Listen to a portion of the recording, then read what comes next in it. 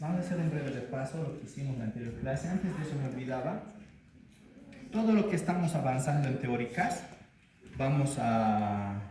es lo que ingresa al examen, al tercer parcial, que más o menos está programado para el 8.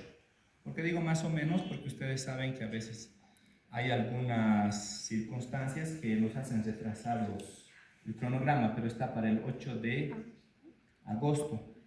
No, para el 13 de agosto, perdón. Ya está programado para esa fecha. Entonces, todo lo que se lleva en teóricas, como con el doctor Nina, vamos a preguntar en el examen. Todo esto está en base al texto de teóricas que tenemos, el oficial de fisiología, y esto está en base al libro de Guyton, que es nuestro texto oficial guía para fisiología general y de la oclusión. Entonces, vamos a hacer un breve repaso de lo que hemos hecho la anterior semana. Hemos hablado del aparato respiratorio, dijimos que es importante. ¿Por qué tocamos nosotros este tema? Porque es vecino al aparato estomatognático, que es lo que nosotros vamos a ver todos los días en nuestra consulta odontológica. Cuando ustedes sean ya profesionales de aquí a 3 años, vamos a ver todos los días boca, lengua, articulación temporomandibular, vamos a ver dientes, vamos a ver encías, todo lo que es periodonto de inserción, de protección. Como está vecino a las fosas nasales, necesitamos saber todo eso porque algunas veces podemos producir accidentes. Nuestro siguiente tema, después de avanzar es aparato digestivo, que de igual forma tiene mucha relación con nuestra carrera. Vamos a decir que el propósito básico de la respiración es proveer oxígeno y eliminar dióxido de carbono. Dijimos que las funciones respiratorias son dos, que es la respiración interna y externa, y estas dos determinan una sola función, que es la hematosis.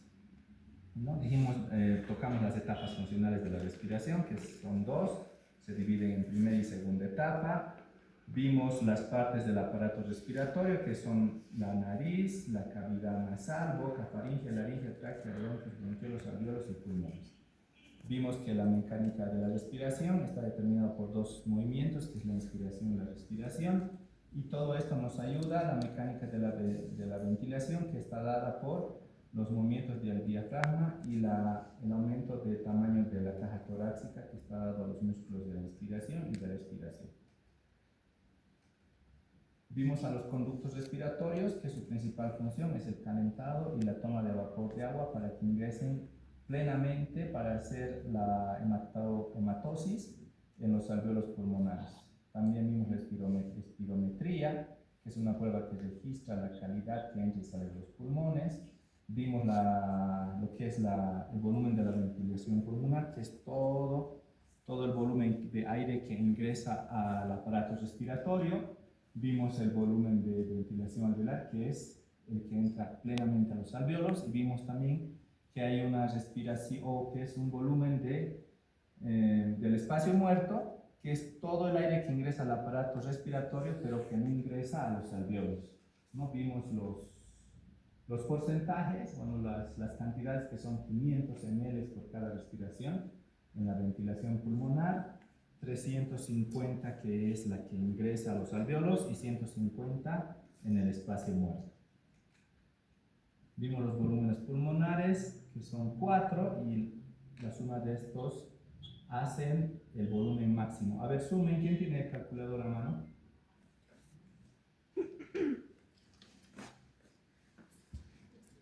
Ya, te dije. Volumen de ventilación pulmonar, 500 ml, más 1100, más 3000, más 1200. 5800. Entonces es el promedio del volumen máximo del aparato respiratorio. Igual vimos lo que es la cavidad, la presión pleural, vimos el centro respiratorio neuronal, y vimos lo que es importante, es el nervio sion o cardiorrespiratorio, que es vasoreceptor o presoreceptor, que capta la presión del aire, y también el nervio Hering o carotidio, que es quimiorreceptor. Entrando a lo que nos toca en esta clase, vamos a ver el intercambio gaseoso en el pulmón. Todo este intercambio gaseoso nos sirve ¿para qué? Para alcanzar un equilibrio dinámico. ¿Entre qué? Entre la absorción de oxígeno y la eliminación de dióxido de carbono. Obviamente esto se da en la inspiración y expiración, como dijimos en una primera instancia, que es la función básica del aparato respiratorio. Vamos a ver la capacidad de difusión, vamos a leer todos los parámetros y luego les explico qué significa. Nos dice que la presión parcial de oxígeno, que sus siglas son PO2, determina cuánto de oxígeno puede disolverse en sangre y llegar a los tejidos. El aire que respiramos tiene oxígeno, nitrógeno y dióxido de carbono. Cada gas ejerce su propia presión. La presión parcial de oxígeno mide cuánta presión ejerce solo el oxígeno en esta mezcla. La presión parcial de oxígeno en el aire alveolar es de 100 miligramos de mercurio, y nos dice que la presión parcial de oxígeno en sangre venosa de las arterias pulmonares es 40 milímetros de mercurio. Entonces, ¿qué quiere decir esto? Como nosotros tenemos una presión parcial alveolar de 100 milímetros de mercurio y en la sangre arterial es 40 milímetros de mercurio, esta presión, esta falta de presión en los alveolos pulmonares hace que por simple difusión ingrese el aire a la sangre nuevamente, ¿no? Es como si muchos alumnos están afuera y quieren ingresar al aula, obviamente van a tener más presión que ustedes, que más o menos son 20 alumnos. Entonces esa presión que va a tener ya, vamos a hacer que nosotros abramos las puertas e ingresen esos alumnos. ¿Cuál es esa presión? Es la presión de oxígeno, la presión parcial de oxígeno. Y nosotros seríamos la presión parcial de las arterias. Entonces ellos nos llenan de oxígeno, aumentamos de presión, y cuando nosotros tengamos más presión vamos a salir nuevamente. Entonces ese intercambio hace que haya la hematosis, o sea, el intercambio de oxígeno, y sale dióxido de carbono para eliminar nuevamente a la atmósfera. Esa es la capacidad de difusión. Entonces vamos a decir que el movimiento de oxígeno hacia la sangre se da por difusión pasiva, lo que dijimos, por la simple presión que tenemos. No se olviden que 100, a diferencia de 40, que es en la sangre venosa, milímetros de mercurio, el oxígeno se disuelve en el plasma y penetra en los eritrocitos, donde se combina con la hemoglobina. La difusión debe ser rápida porque el tiempo de sangre en capilares es corto. La capacidad de difusión para el oxígeno está disminuida en enfermedades que causan fibrosis de la red alveolar, que luego lo vamos a tocar. Entonces, obviamente, la capacidad de difusión de los alveolos va a estar disminuida en diferentes tipos de enfermedades. El transporte de gases entre los pulmones y los tejidos se va a dar gracias a una proteína que es la hemoglobina. Esto ya hemos tocado en prácticas, ¿verdad? Entonces, la hemoglobina nos ayuda a aumentar 70 veces la capacidad de transportar el oxígeno. Si se acuerdan, hemos tocado este tema en las prácticas, en las anemias, donde tenemos baja absorción en algunas anemias de oxígeno gracias a la bajada de la hemoglobina, ¿no? En una anemia que se llama hipocrómica, ¿verdad? En esa anemia tenemos poca cantidad de hemoglobina, entonces el paciente va a tener una patología de seguro que va a hacer que se va a absorber poca cantidad de oxígeno.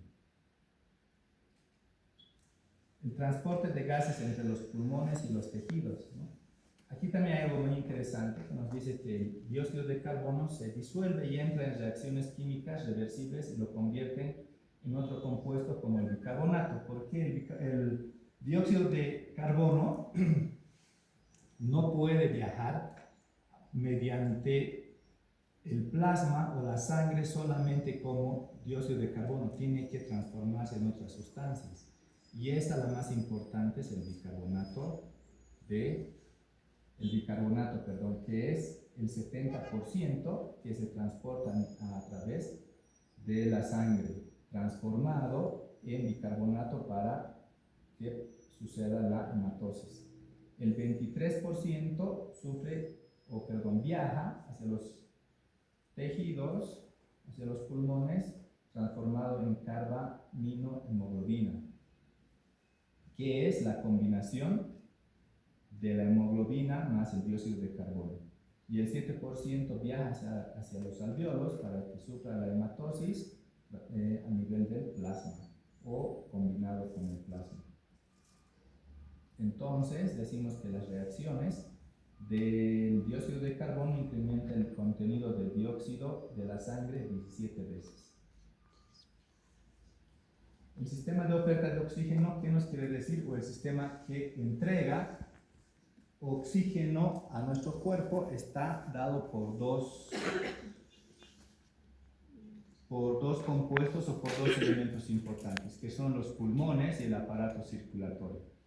Conjuntamente los pulmones con el aparato circulatorio nos ayuda a que el oxígeno se intercambie o llegue por todo el sistema o la economía del cuerpo. El oxígeno funciona como un paquete que se absorbe por medio del aparato respiratorio. Esto llega a los pulmones, que es como una empresa donde acomoda y va a clasificar estos paquetes, y el aparato circulatorio los reparte por todo el cuerpo, ¿no? Entonces así es como funciona el sistema de oferta, o yo le he puesto ahí entre comillas de entrega de oxígeno. Está compuesto por dos elementos importantes. Los pulmones proporcionan oxígeno a los tejidos dependiendo de los siguientes factores. De 4 factores: de la cantidad de oxígeno que entra a los pulmones, del adecuado intercambio gaseoso pulmonar, de la irrigación sanguínea del tejido y de la capacidad de la sangre para transportar oxígeno. El flujo sanguíneo en el aparato circulatorio depende de 3 cosas: del grado de construcción del lecho alveolar, de la estructura del tejido y del gasto cardíaco. ¿Qué quiere decir del grado de construcción del lecho vascular? De la constricción y la vasodilatación de los vasos sanguíneos. De la estructura del tejido, no va a ser lo mismo que entreguen sangre al cerebro, que necesita mucha más oxigenación, que al tejido óseo, ¿no? Que necesita mucha o poca oxigenación, perdón. Y del gasto cardíaco. Si nosotros vamos a hacer ejercicio, vamos a hacer aeróbicos, obviamente el aparato circulatorio va a hacer que a los diferentes órganos se entregue mucha más sangre. Los pulmones y el aparato circulatorio determinan en conjunto la cantidad de oxígeno en la sangre, pero depende de qué: de la cantidad de oxígeno disuelto, de la cantidad de hemoglobina en sangre y de la afinidad de la hemoglobina para el oxígeno. Esos son los 3 puntos. Ya vamos a empezar a hablar del desequilibrio de uno o varios factores que causan estas patologías. Vamos a hablar de la hipercapnia y de la cianosis. ¿Qué es la hipercapnia? Es el exceso de dióxido en los fluidos corporales. A diferencia de la cianosis, que es la cantidad excesiva de hemoglobina desoxigenada en vasos sanguíneos, especialmente en capilares. ¿En qué patología se puede dar una cianosis? Como ya dijimos, en una anemia hipocrómica, ¿no? Tenemos la cantidad adecuada de eritrocitos, pero hay una cantidad excesiva de hemoglobina desoxigenada, o sea que no lleva oxígeno. Esto es bien importante. Vamos a ver los factores que afectan la afinidad de la hemoglobina por el oxígeno.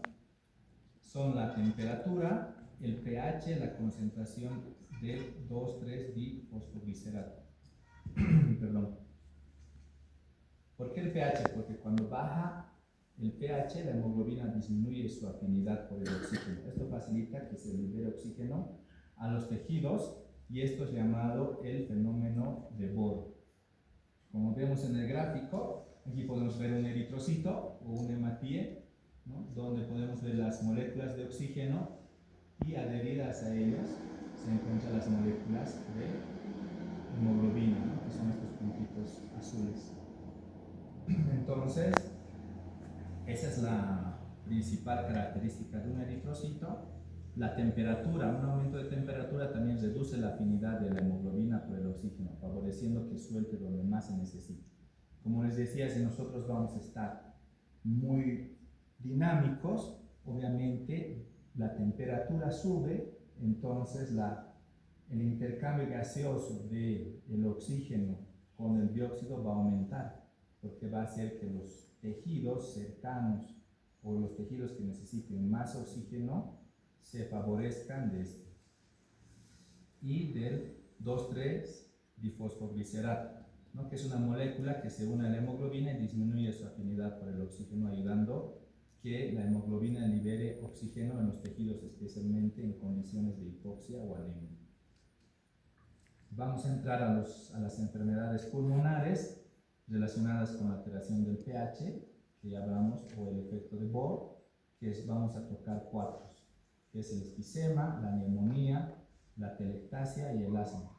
Hablando del enfisema pulmonar crónico, significa exceso de aire en los pulmones. ¿Se escucha? Se ha cortado. Significa exceso de aire en los pulmones. Este es un proceso destructivo crónico que causa el tabaquismo. Como vemos aquí en los gráficos, ¿por qué hay exceso? ¿No? Porque estos alvéolos se van destruyendo. En cambio, estos alvéolos están sanos. Como estos se van destruyendo, las paredes se engrosan y encierran oxígeno. Este enfisema pulmonar se produce en 3 acontecimientos fisiopatológicos. Uno que es la infección, que es el exceso de moco y edema inflamatorio en el epitelio bronquial, causa obstrucción crónica de las vías respiratorias. Entonces se forma moco y es donde engloba al oxígeno y hace de que no haya buen intercambio. Hay infección crónica porque ocurre una inhalación de humo o sustancias irritantes. Las sustancias irritantes alteran los mecanismos de defensa y se forman macrófagos, ¿no? Para que ayuden a limpiar esto. La nicotina paraliza los cilios impidiendo el trabajo del moco. También hay obstrucción de las vías aéreas porque hay atrapamiento de aire, constricción pulmonar, reducción del parénquima y alteración de perfusión. Vamos a hablar de la neumonía, porque es muy importante. ¿Alguna vez alguien le ha dado neumonía? ¿Bronquitis? ¿No? ¿Qué es la bronquitis? Obviamente es la inflamación de los bronquios. En cambio, la neumonía ya es la inflamación de los alvéolos pulmonares, que es mucho más compleja. Esta se produce porque no hay una cura adecuada o hay un proceso crónico de un resfrío común. Entonces se va complicando y va penetrando las bacterias a la parte más interna del aparato respiratorio, empezando en las fosas nasales, que comúnmente es un resfrío, terminando en los alvéolos y donde se llama neumonía, donde se llenan de líquido y células sanguíneas que puede pasar a 1 o 2 pulmones. Entonces este cuadro se complica mucho más. Vamos a hablar de la neumonía bacteriana, que es la que más se produce en nuestro medio, ¿no? Que es un tipo común de neumonía que generalmente está causado por neumococos. Empieza por la infección de los alvéolos, como ya dijimos, y se acumula líquido dificultando el intercambio gaseoso. Aquí puse la imagen de un globo con aire. Imaginemos que un alvéolo pulmonar es como un globo y en vez de estar totalmente lleno de aire, en este caso está la mitad o un 80% de agua, que sería el líquido de la neumonía o del proceso bacteriano, y solamente hay un poco de oxígeno. Entonces esto hace de que el intercambio gaseoso sea muy pequeño. Vamos a hablar de la atelectasia, que es el colapso de los alvéolos. Esto implica zonas o un lóbulo o todo el pulmón. Las causas son la obstrucción de las vías respiratorias por moco o por cuerpos extraños. Lo más común de una atelectasia es un tumor, es la ausencia de surfactante que evita la tensión superficial de los alvéolos. La compresión externa del alvéolo por líquido, aire o masa de las cavidades torácicas y la neumonía o enfermedades crónicas pulmonares. Vamos a entrar en un punto muy importante, que es el asma. Más que todo en nuestro medio hay muchos pacientes que van a tener asma que es una enfermedad crónica que está caracterizada por la contracción espástica del músculo lisobronquial, que afecta más o menos al 3 y al 5% de la población. Causa respiración extrema. Hay dos tipos de asma, el asma alérgico y el asma no alérgico. El alérgico obviamente está dado por alérgenos, que causan la hipersensibilidad en el sistema respiratorio, ¿no? Por ejemplo, el polen, el pelo del conejo, el pelo de los animales, de los perritos, el polvo. Y hay otro tipo de asma, que es el asma no alérgico, que está provocado por humo, contaminación e infecciones respiratorias, ¿no? ¿Cuál es la diferencia entre los dos? Que el asma alérgico obviamente está dado por alergenos y el asma no alérgico está dado por factores irritantes, que puede ser el humo, que puede ser el smog. ¿Cuál es el mecanismo del asma? Del asma alérgico, si nosotros inhalamos un alergeno, ejemplo aquí el polen, el cuerpo reacciona produciendo inmunoglobulina E. Esta inmunoglobulina E está adherido a mastocitos, estos mastocitos explotan y liberan bradycinina y otros mediadores, y se produce la vasoconstricción e inflamación y moco en los alveolos pulmonares y produce una crisis asmática,